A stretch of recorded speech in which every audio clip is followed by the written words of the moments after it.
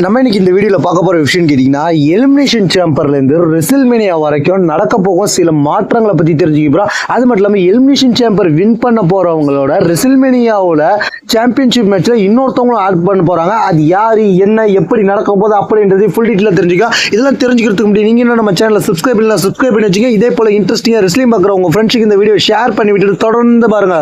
First இந்த immense elimination சேம்பர்ல யார் யார் இருக்க போறான்றது ஒரு பெரிய எதிர்பார்ப்பை ஏற்படுத்தியிருக்கு. அதுல யார் யார் இருக்க போறான்னு கேட்டீங்கன்னா ரோமன் ரிங்ஸ் இல்லைன்றது இப்போ தெரிஞ்சு போச்சு. அப்ப யார் யார் இருக்க போறா, அதுல பாத்தீங்கன்னா எல்லாமே பெரிய பெரிய ரெஸ்லர் இருக்கிறாங்களா இல்ல சின்ன சின்ன ரெஸ்லர் இருக்காங்களான்னு கேட்டீங்கன்னா எல்லாருமே பெரிய பெரிய ரெஸ்லர் தான் இருக்கிறாங்க. அந்த பெரிய பெரிய ரெஸ்லர் யார் யாருன்றதை தெரிஞ்சுக்கலாம்.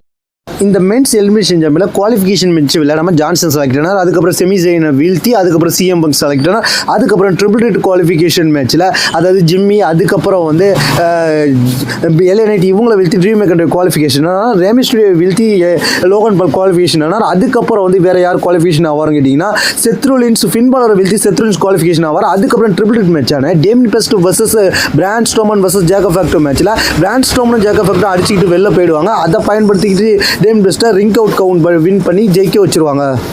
எலிமினேஷன் குவாலிஃபிகேஷன் மேட்ச்ல இன்னும் 2 ஸ்பாட் இருக்கு. அந்த 2 ஸ்பாட் யார் ஜெயிக்க போறோம்னு நான் சொல்லிட்டேன். அப்படி பார்த்தா ஃபுல் மெம்பர் யாருன்னு கேட்டீங்கன்னா ஜான்சனா, சிஎம் பங்க், ட்ரீம் மேக்கர், Logan Paul, Damian Priest, Seth Rollins இந்த 6 பேர் தான் எலிமினேஷன் சேம்பர்ல மோதுவாங்க. இந்த 6 பேர் எலிமினேஷன் சேம்பர் மோதினாலும் இந்த எலிமினேஷன் சேம்பர்ல எப்படி இருக்க போகுதுன்னு கேட்டீங்கன்னா ஃபர்ஸ்ட் லோகன் பால் வெளில போறதுக்கு வாய்ப்பு இருக்கு, இல்லை டேவிட் பெஸ்ட் வெளில போறதுக்கு வாய்ப்பு இருக்கு. அடுத்து செத்ரோலின்ஸ், அடுத்து சிஎம் பங்க்.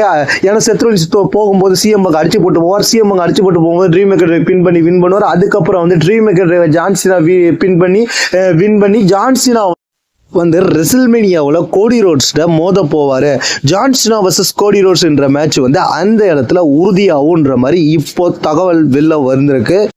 ஏன்னா ஜான்சினாவோட ஃபைனல் மேட்ச் சாம்பியன்ஷிப் மேட்சாக இருக்கணும். ஜான்சினா 17 டைம் சாம்பியன் ஆவாரான்ற ஒரு இன்ட்ரெஸ்டிங்கில் ஃபேன்ஸ் அதிகமாக பார்ப்பாங்க. அதனால வந்து WWE வியூவர்ஷிப் கிடைக்கும். அதனால வந்து WWE நல்லா வந்து சம்பாதிக்கலாம் அப்படின்ற ஒரு பிளான்ல வைப்பாங்க. அது மட்டும் இல்லாமல் இந்த மேட்சை வந்து WWE இன்னொரு வகையிலையும் கொண்டு போகிறதுக்கு வாய்ப்பு இருக்குன்னு மாதிரி சொல்லப்படுகிறது.